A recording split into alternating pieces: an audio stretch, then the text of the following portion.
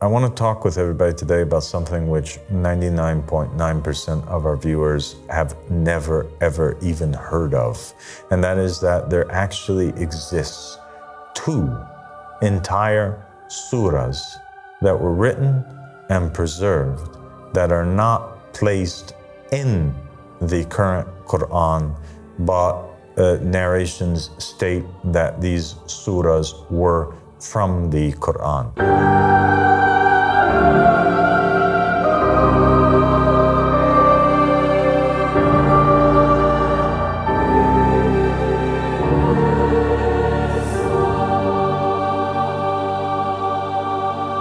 أعوذ بالله من الشيطان الرجيم بسم الله الرحمن الرحيم اللهم صل على محمد وآل محمد الإمام المهدي وسلم تسليما السلام عليكم ورحمة الله وبركاته. And my dear brother and companion Sanad. وعليكم السلام ورحمة الله وبركاته سيدي. Thank you for joining me. Thank you for having me. God bless you. So today we're going to talk about a really important topic. And the topic is actually, it's an answer to a lot of people that consistently ask this question. The group of people that basically are Quranists, or they are people that reject largely the narrations of the Prophet Muhammad sallallahu alaihi wasallam, and say that a lot of corruption has taken place and that the only thing that we are obliged to follow is the Quran. You know, so they basically take the same stance as Umar ibn al-Khattab did on the night of or a few nights before the passing of the Prophet Muhammad sallallahu alaihi wasallam, when they were all gathered at his deathbed, and he asked the Muslims to gather for him a piece of paper and a pen in order that he may write down something, right? A narration of his words, that if they would follow it, the nation would never go astray. He was interrupted rudely by one of the companions, and that one was Umar ibn al-Khattab. He was identified as Umar in other narrations.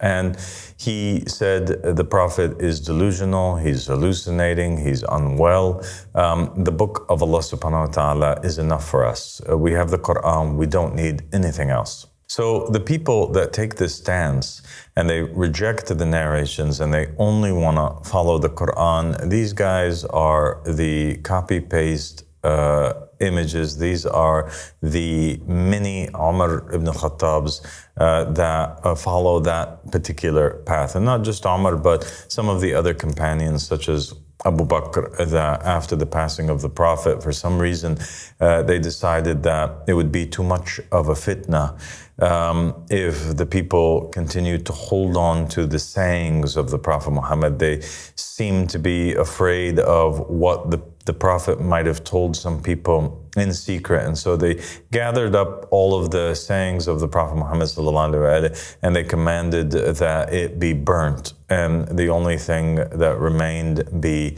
the Quran itself, right? Or the words of Allah subhanahu wa ta'ala on the tongue of his messenger, the Prophet Muhammad sallallahu alaihi wasallam. But something really interesting takes place, you know.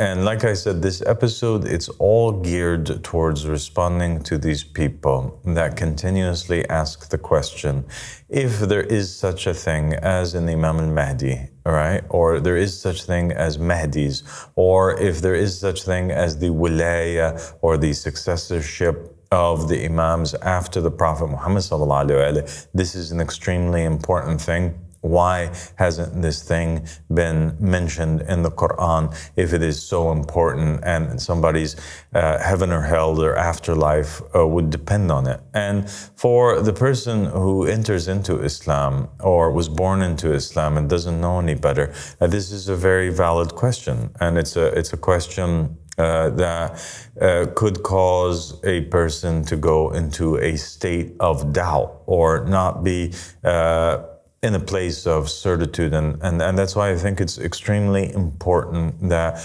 we address this particular topic. Yeah.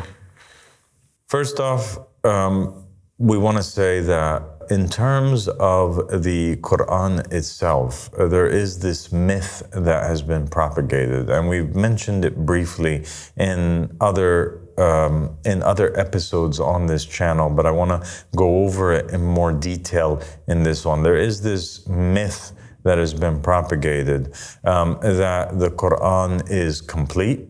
And the Quran, because of the verse in the Quran that says that we're the one that brought down the remembrance and we are the ones that safeguard it, they interpret this verse from the Quran to mean basically that they're the ones who brought down the Quran and it is God's duty to preserve it, and therefore the Quran can never be corrupted. The Quran as we have today between our hands is the exact same version and the exact same order as it came down on the Prophet Muhammad sallallahu alaihi wasallam, meaning that all of the verses are in their correct places. It's not mixed up with each other. There are no verses that are missing from the Quran, and there's no verses that are added onto the Quran. And this is pretty much what most of the Muslims today believe. By the way, not just Sunnis, but most of the Shia, Marjas, and scholars and sheikhs, they also believe the same thing, or at least they propagate this same idea that the Quran of the Muslims, Sunni and Shia, for the most part, is the Quran that we have, which is the one that was compiled by the third of the so-called caliphs or the so-called al-Khulafa al-Rashidin after the Prophet Muhammad sallallahu alaihi wasallam, when that was Uthman, and that's why they call it the Uthmani Quran. This narrative that they have completely goes against the ahadith, the narrations, and the view that the Khulafa themselves held, and the companions that were living in the time of the Prophet and the Holy Prophet sallallahu alaihi wasallam's household themselves. All of them, the guided imams and the family members of the Prophet, and those who usurped, right, and are considered to be the rightly guided caliphs of Sunni Islam, Abu Bakr, Umar, Uthman, and all of the remaining companions at that time and the generations that succeeded after that, they totally and utterly believed the Quran to be an incomplete book, that a lot of corruption had infiltrated into it, right? And that its form right now was not the same form that it was in the time of the Prophet Muhammad sallallahu alaihi wasallam. And the reason why we know this is because of the evidence that was left behind. The second holiest book to the Sunnis, which is Sahih al-Bukhari, they consider it to be a compilation of the most authentic narrations, right, of the Prophet Muhammad sallallahu alaihi wasallam, and it preserves also in it the sayings and the words of the companions of the Prophet that lived with him, that first generation, is filled with narrations and sayings where the caliphs and the companions and the wives of the Prophet Muhammad sallallahu alaihi wasallam are proclaiming the Quran to not be complete. You have also in the Shia sources narrations on the tongues of each and every one of the imams from the Ahlul Bayt alayhim salam that succeed the Prophet Muhammad, all the way up to the 12th Imam, Imam al-Mahdi alayhi salam, all the imams between those two, proclaiming that the Quran that we have is not in its current form, and that there's another Quran that was preserved, and that the meaning of the verse itself, or the meaning that God would safeguard the Quran, is explained in another verse where it says, وَكُلَّ شَيْءٍ أَحْصَيْنَاهُ فِي إِمَامٍ مُبِينٍ, and everything we have safeguarded in a clear imam. So the Quran is safeguarded according to the household of the Prophet Muhammad, but it's not safeguarded in paper, right, on a written form, in a written form as a book. It is safeguarded in the heart, in the mind, in the soul of an infallible imam that God would place on the earth in every day and age. And each imam would inherit the real Quran from the imam that was before. And so the Quran would never be lost, because there would always be an imam who would preserve it generation after generation. And that is how God preserves the Quran, by His Spirit being amongst creation and being able to preserve that Quran, versus this idea or this notion that all human beings would have a preserved copy of the Quran through its written format that was compiled by the third of the caliphs, Uthman, after they burnt all other copies of the Quran and all other narrations that said otherwise. Yeah. The narrations of the Ahl Bayt alayhim salam also stated that there were many incidents that took place where people testified to, or the Imams narrated, that Imam Ali alayhi salam, after the passing of the Holy Prophet Muhammad sallallahu alayhi wa sallam, he remained in his house for 6 months, not going anywhere, in order to accomplish his first task that was given to him by the Prophet.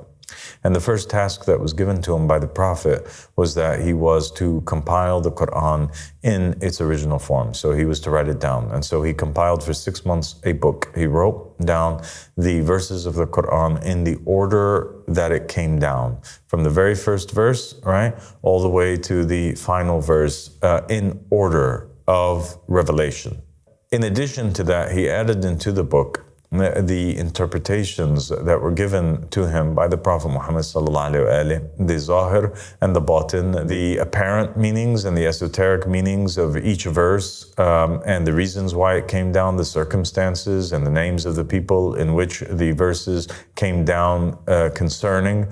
He wrote all of these interpretations and the tafsir down. So essentially, we have this book. It's a grand book, and it has in it the Quran in its entirety, and it has in that Quran a lot of verses and surahs that were not preserved in the Quran that we have today. And also in that book we have the entire interpretation and explanation of the Quran, so that the Muslim nation would never go astray. And according to the narrations, Imam Ali alayhi salam, he takes this book and he attempts to give it to Abu Bakr and Umar, and they reject and they say, we have our own Quran, we don't need your Quran, get out of here. And Imam Ali alayhi salam said, then you will never see this book again. It will remain with my family until the emergence of the Mahdi, and then it will be him who will take out that book and bring it forward to the people. And there are many narrations that state that the Qa'im comes with a new matter and a new jurisprudence, and he comes with a new book, and he restores Islam once again. He destroys what was before him, like the Prophet Muhammad sallallahu alaihi wasallam destroyed what was before Islam. So if the Prophet destroyed the idol worship before Islam, the Qa'im will destroy that which came before he does, and what comes before he does is a distorted version, idol worshipping version of Islam, in which the Muslims are followers more of these non-working scholars and of Abu Bakr and Umar and Uthman, and the usurpers and the tyrants that took away the rights of the Ahl Bayt alayhim salam. The narrations continue, and they state that he comes with a new book, and they say that he comes and basically his companions will be setting up tents in the middle of Kufa.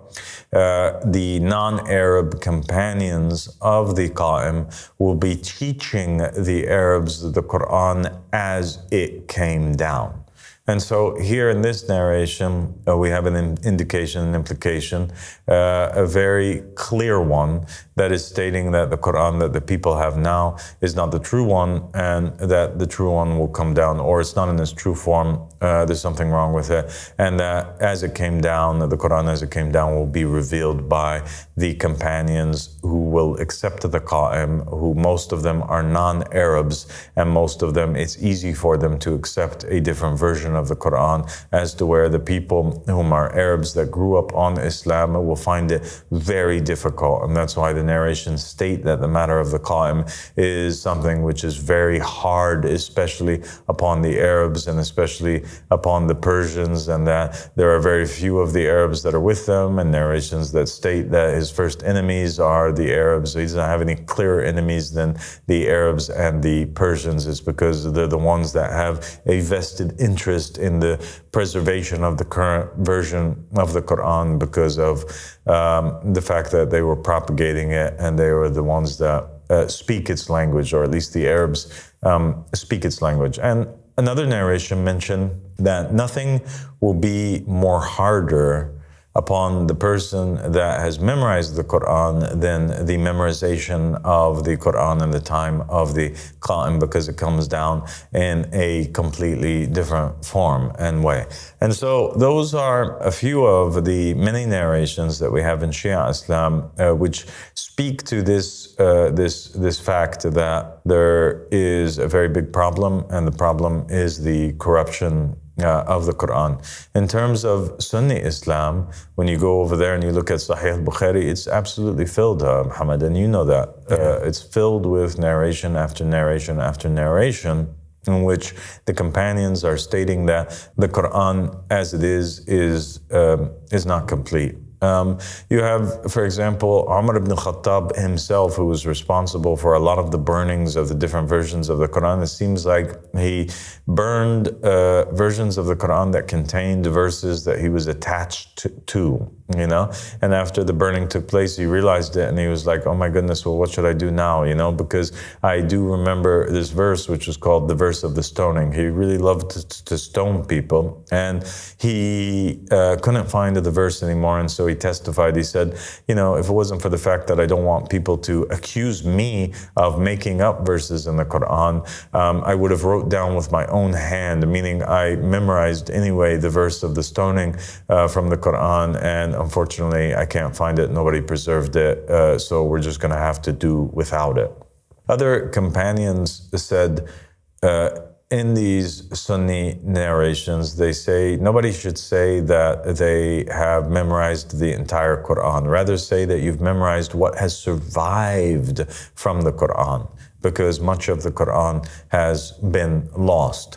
Other narrations have companions in there in which they state that there were entire surahs from the Quran that were deleted, that weren't preserved in this new version that they have. Other companions mentioned that there were particular surahs in the Quran that were the size of even Surah Al-Bara'ah, you know, which was over 100 verses that were lost, or that there were other surahs that were 2 to 3 times the size that they currently are, but a more condensed version. That's all that survived with the preservation of the Quran. Narrations indicate on both sides, Sunni and Shia Islam, that 2/3 of the original Quran is lost, is gone, and that only we have one surviving third of the Quran that is mismatched and placed in a different order, and that words were confused in there. And you have narrations on the Sunni side in which you'll have companions saying, for example, they want me to read this verse in this way, you know, but the way that I remember it is this way, you know. I remember that they said, وَاللَّيْلِ إِذَا يَخْشَى وَالنَّهَارِ إِذَا تَجَلَّى وَالذَّكَرِ وَالْأُنْثَى. But they want me to recite it in a different way, and they'll argue with one another about particular verses and particular surahs in this way. And you have in Shia sources tons of hadiths that basically have the imams saying, don't recite the verse in this way. This is the way that the verse came down. You have Aisha, the very wife of the Prophet Muhammad proclaiming that there were parts of the Quran, verses of the Quran that was written and it was hidden underneath the bed, and it was eaten by a chicken or eaten by a goat, and that it was lost in that way. There were conversations in which she talked about verses that pertained to breastfeeding the adult, and that these verses verses were changed or were taken out of the Quran or condensed, mismatched, misplaced. And so you have a consensus by the family of the Prophet. And also, I wrote about this in The Goal of the Wise, and people can look at it and read about it in more details. They have to do is go to our website and go to the library section, and you can download and read The Goal of the Wise for free, or you can order a physical copy of it. And when you go to the chapter of the corruption of the Quran, I've placed in there a lot of explanation and evidence to the fact that there even exists today different versions of the Quran that are being sold actually in the Muslim world, and that if you go online, you can order these different versions of the Quran, and you can do a side by side comparison of them for your own self to verify that even today there's different versions of the Quran. So we're not even talking about something in the past, but nonetheless there's this consensus between the family of the Prophet, between the Prophet's companions, between his wives, between the caliphs, and between the people that came hundreds of years later, right? Decades and decades later, like, for example, the author of Sahih al-Bukhari and the author of Sahih Muslim, and these narration books, these were written hundreds of years later after the Prophet Muhammad sallallahu alaihi wasallam, or over 100 years later, and they contain inside of it all of these narrations, which means that the person who preserved it and verified them to be authentic narrations believes in them and adopts these views, meaning that many generations after the Prophet Muhammad sallallahu alaihi wasallam, the Muslims were united in the fact that the Quran, which is currently with them, is not the true Quran, it's a different Quran. Yes. Such a very important fact that you have proven very clearly, and it's and leaves no excuse to the people today to deny that the entire generation that was contemporary to the revelation of Quran and the people who have supposedly related today, they all agree that it wasn't the version that Muhammad and the Ahl al-Bayt ﷺ had. So we have here, I'm going to just point out a few parts of from the Goal of the Wise, a few narrations here that we have. For example, in Sahih Muslim, we have a narration in which Abu Musa al-Ash'ari states that we used to recite a surah which resembled in length and severity Surah al-Bara'ah. And I have, however, forgotten it with the exception of this, which I remember out of it. If there were two valleys full of riches for the son of Adam, he would long for a third valley, and nothing would fill the stomach of the son of Adam but dust. Isn't that incredible? Indeed. In Sahih Muslim, you have one of the companions reciting. How precious is this? How precious is this if we are looking upon a verse of the Quran that is not in the current Quran, that nobody's reciting anymore. And we're lucky enough to have that. Here we have that in Sahih Muslim. We have this verse that they're saying was left out.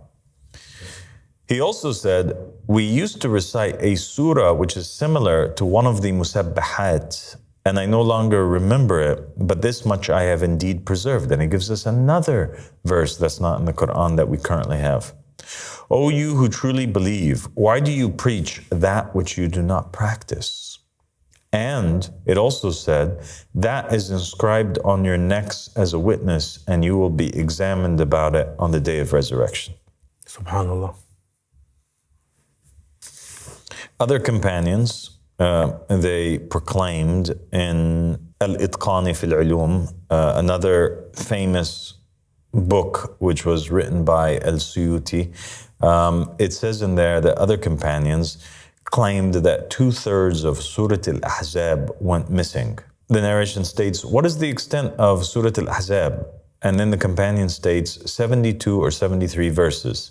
Then he says, one of the other companions says, yeah, it used to be equal to Surah Al-Baqarah. And in it, we recited the verse of stoning. Wow. What is the verse of stoning? He replied, and then he recites the verse. He says, the fornicators among the married men, as-sheikh, and married women, as-sheikha, stone them as an exemplary punishment from Allah, and Allah is mighty and wise. So this seems to be the verse that Umar ibn al-Khattab was claiming was missing. They found it, he recited it, they preserved it in these outside sources from outside the Quran. So the Muslims themselves, they're stating that the Quran is corrupt. And actually they have these verses, kind of a lot of them, some of them, here and there in these different books. And Aisha, here's the narration. She says, no doubt the verse of stoning and the breastfeeding of adults by 10 sucklings was revealed, and it was on a paper below my bedding. When the Prophet, peace and blessings be upon him, and his family died, and we were busy, a goat entered and ate it. So she's basically saying that there's a different part of the law. Okay? Yes. Just like Umar ibn Khattab said. Umar ibn Khattab said that there's a different part of the law. There's a part of the Sharia, the jurisprudence now. Islam is not even being practiced as it should. There is an obligation upon us. That obligation, or that part of the law, is that if there's an old man and an old woman who fornicate, we have to stone them. But we didn't stone them. Okay, we don't stone them anymore because that verse didn't survive. So we're not practicing Islam as it should. We're not upholding the covenant as we should. Aisha is saying the same thing, that there's this part of Islam where if there's a man and a woman that are not mahram on each other, right, that are not related to each other, if you want to make them related to each other, then, for example, if you and there's another woman that's not your sister, not your mom, not your relative, not your wife, not your daughter, if you want to be around her and be able to hug her, kiss her, just like a son would do his mother, or brother his sister, and never be able to marry one another, well, there's a solution for that. And the solution, according to her, was a verse that came down in the Quran where a woman, an adult woman, can breastfeed 10 times a man, and then by that man breastfeeding from her, he becomes mahram on her. Now, I'm not saying that that's correct. What I'm saying is that we have here examples of these companions and the generations afterwards stating that there are verses that are mentioned from the Quran. Do you get it? Yes. A lot of people, they would object and they would say, absolutely not. We're not going to take some narrations and we're going to use them to disprove the Quran that's between our hands that we know, or that the Quran says that it's preserved. And this is the miracle of the Quran.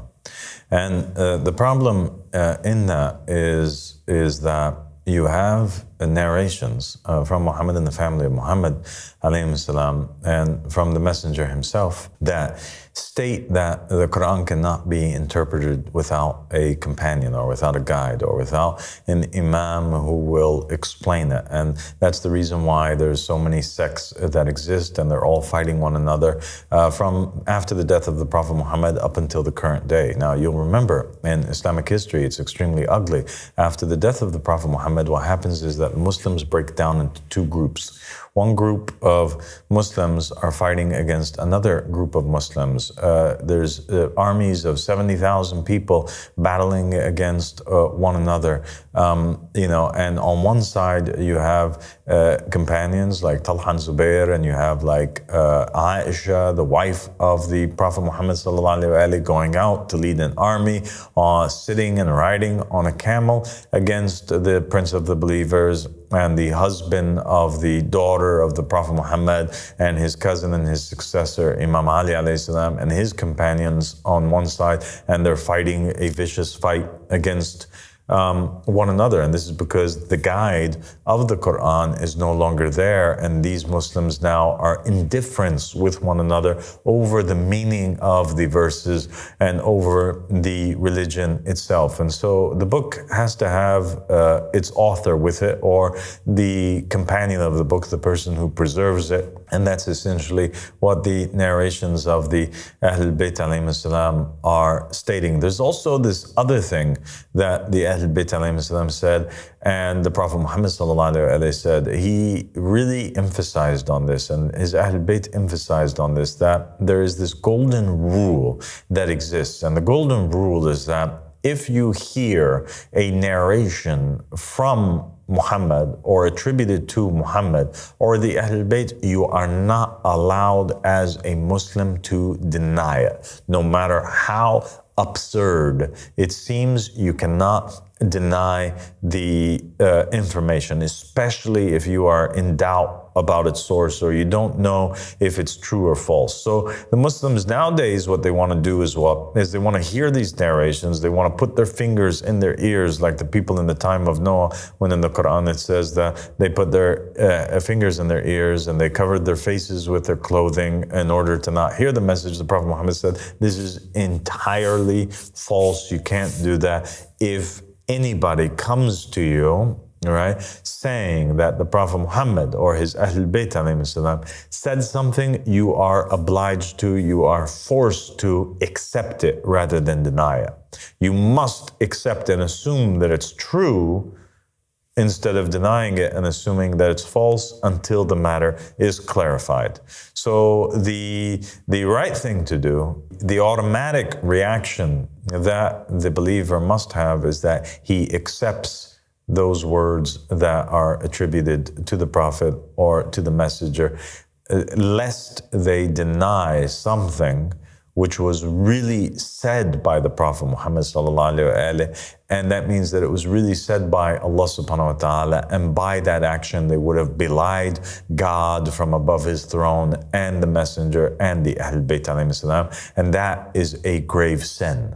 And so if you receive a news, if it's false or a made up one, then the sin of believing in it falls upon the shoulder of the person who lied and who made up the narration, until you find out for sure, without a shadow of a doubt, that it is something which is belied, after you take it back to Muhammad and the family of Muhammad and you ask them about it. But you never belie it, because belying the narrations is belying God Almighty. And so taking that line of thinking, of accepting and obeying that command from Allah subhanahu wa ta'ala on the tongue of the Prophet Muhammad and his messenger, accepting these narrations, that means what? That means that we have to accept all narrations unless proven otherwise, unless we have an infallible who tells us, right? So there's no such thing as now ilm al-rijal, or the study of the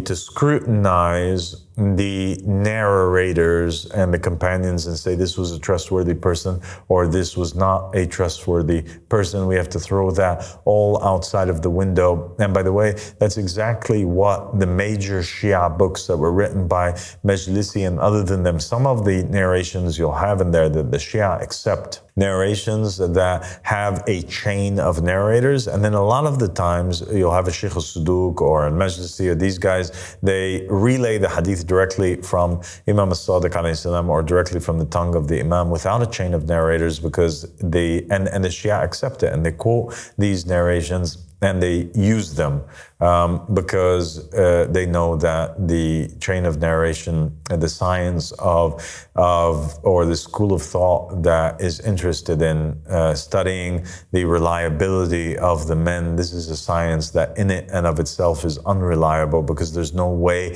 to tell for sure without a shadow of a doubt 100% as a fact that this narration came from the Prophet or not, except if you return it to a member of the Ahlul Bayt alayhim salam and you ask them. So the normal thing which we must do is accept all narrations. This is what the Ahlul Bayt alayhim salam commanded us to do. We have to assume its authenticity, that it's authentic, all right, before we assume that it's false, so that we don't belie God. And that means that we also have to assume that these verses that were brought to us, which were alleged to be from the Holy Quran, that we never, ever deny any of them. Just denying one of these narrations or one of these verses from the Quran, right, without the infallible Imam telling us that these are not from the Quran, could lead us to enter into hellfire. Yes.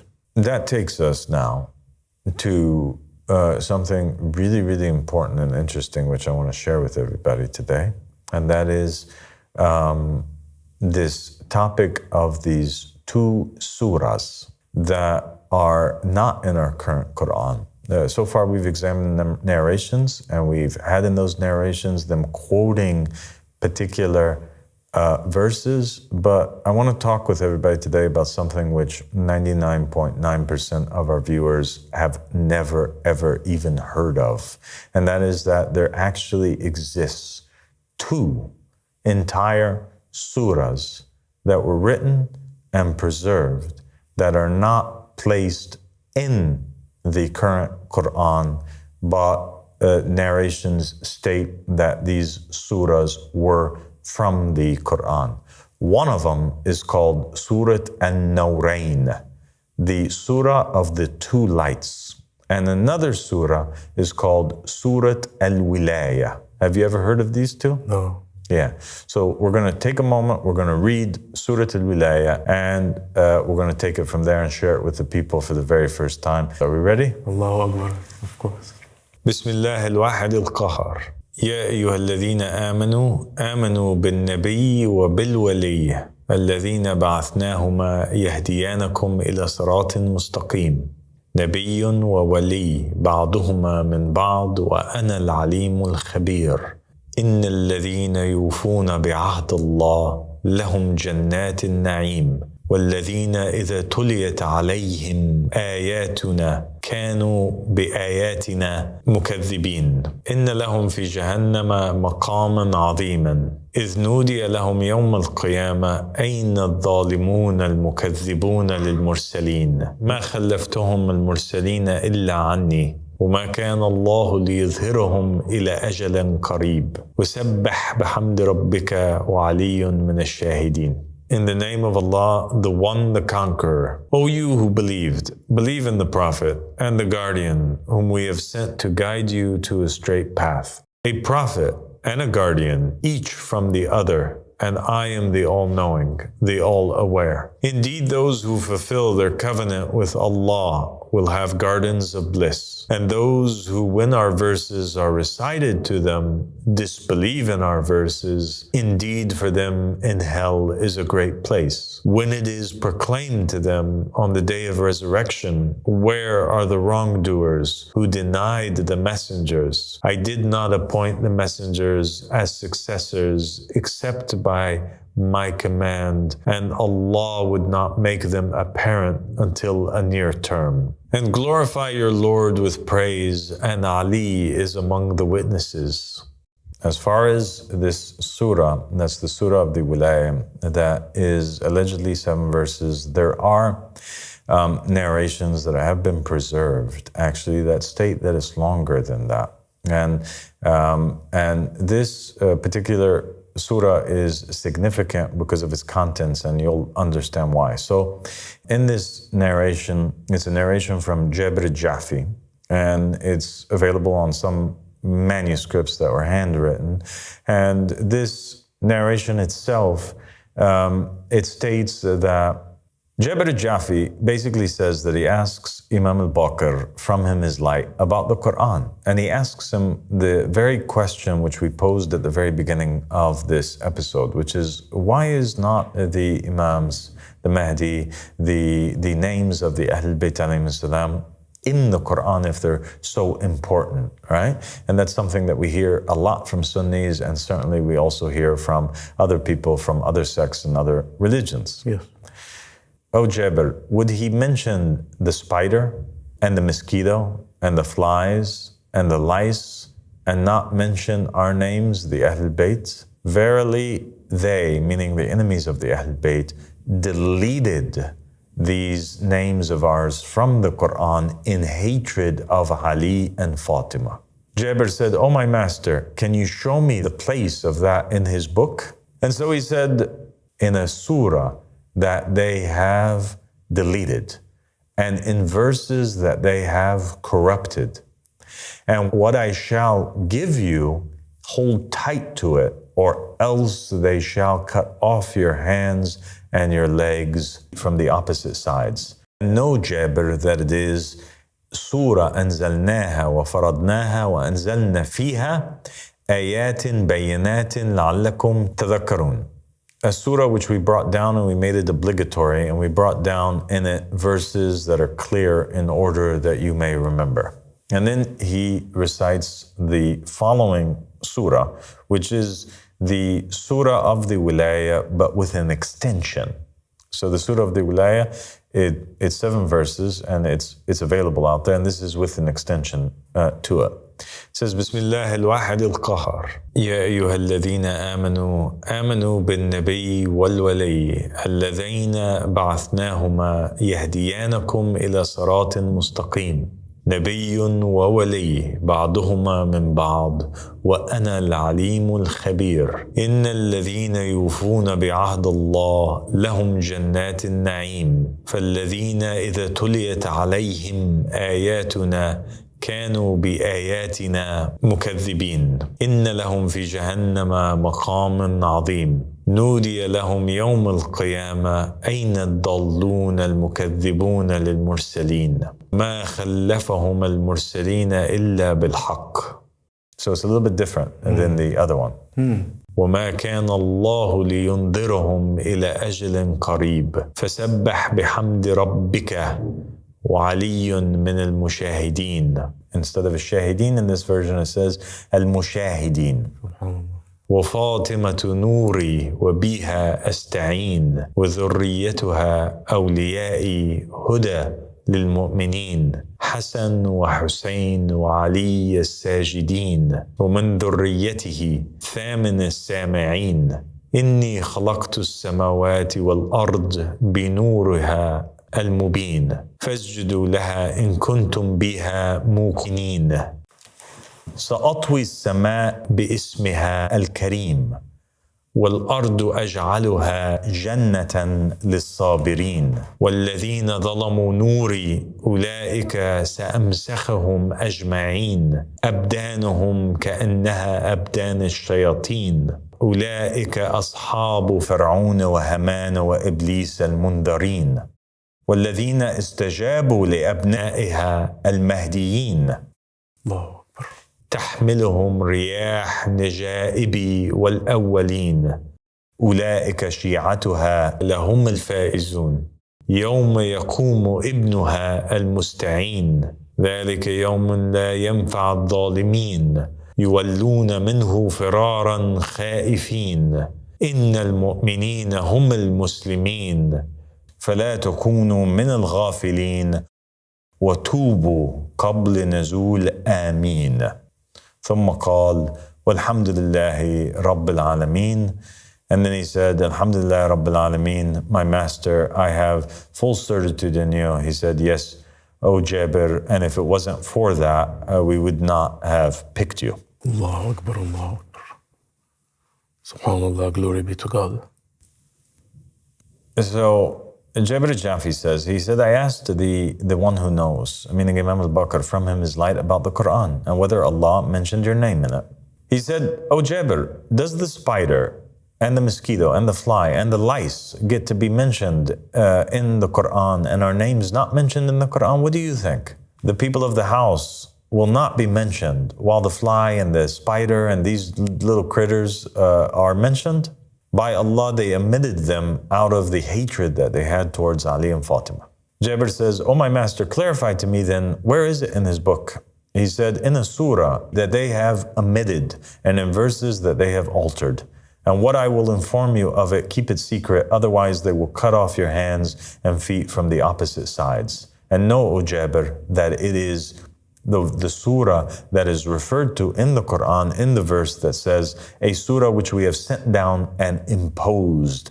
And in it we have sent down clear verses that perhaps you may remember. So this verse in the Qur'an, this one that says, وَسُورَةً فَرَضْنَاهَا, is referring to Surah Al-Wilaya. And Surah Al-Wilaya, he's saying, is a surah that mentions in it the names of the Ahl Bayt alayhim salam. And this surah was altered And the names of the Ahl Bayt were taken out, which we saw in the first version of Surah Al-Wilayah that's around. We didn't find in it the names of the Ahl Bayt. It was only 7 verses. The rest of it was cut off. And then eventually the entire surah was taken out of the Quran altogether. And then he quotes the surah itself and he says, "In the name of Allah, the One, the Conqueror, O you who have believed, believe in the Prophet and the Guardian whom we have sent to guide you to a straight path, a Prophet and a Guardian, each from the other, and I am the All-Knowing, the All-Aware. Indeed, those who fulfill their covenant with Allah will have gardens of bliss, and those who, when our verses are recited to them, disbelieve in our verses, indeed for them in hell is a great place." So here's a great warning, even in the surah itself, in the verse itself, that those who hear verses of the Quran and then they deny it for whatever reason, these people are going straight into hellfire. Yes. When it is proclaimed to them on the day of resurrection, "Where are the misguided ones who denied the messengers? He did not appoint the messengers as successors except with the truth, and Allah would not grant them respite until a near term. So glorify the praises of your Lord, and Ali is amongst those who watch, and Fatima is my light, and through her I seek assistance, and her offspring are my guardians. Guidance for the believers, Hassan and Hussein, and Ali the prostrators, and from his offspring the 8th of the listeners." So obviously there's a play on words. Ali as-Sajjad is mentioned in there, wa Ali min as-Sajidin, right? Yes. That means that they're all prostrators, but it's a specific one because Ali, son of al-Hussein, his nickname was as-Sajjad, or the prostrator. "I created the heavens and the earth by her clear light, so prostrate to her if you have certitude in her. I will fold the heavens by her noble name, and the earth I will make it a paradise for the patient. And those who have wronged my light," meaning Fatima and her Ahl Bayt, her children and her husband, "those I will put into maskh, as if their bodies are like the bodies of the devils. Those are the companions of Pharaoh, Haman, and Iblis, the ones who have been granted respite. And those who responded to her sons, the guided ones, the Mahdis." All right, so now it's referring to the 12 Mahdis that come after the 12 Imams. You have in the surah, it mentioning in there by name Ali and Fatima and Al-Hassan and Al-Hussein and Ali Zayn al-Abidin or Ali as-Sajjad, and then the 8 from her sons, which are the remaining 8 Imams that lead to Imam al-Mahdi alayhi salam. And then you have a reference to the Mahdis. Who are the Mahdis? "They will be carried by the winds of my chosen, and the first ones. Those are her followers, Shia, and they will be the victorious ones, the ones who support the Mahdis. On the day when her son, the one who relies on God, will rise." And so that's a reference to the Qur'an. "That is a day when the wrongdoers will not benefit. They will flee from him in fear. Indeed, the believers are the Muslims, so do not be among the heedless and repent before the descent of Ameen." SubhanAllah. Incredible. It is incredible, isn't it? Incredible. So we'll leave that for food for thought for the people, and inshallah we'll meet together in another episode. And alhamdulillah rabbil alameen, and sallallahu ala Muhammadin wa ali Muhammad, wa al-Mahdina wa sallam taslima.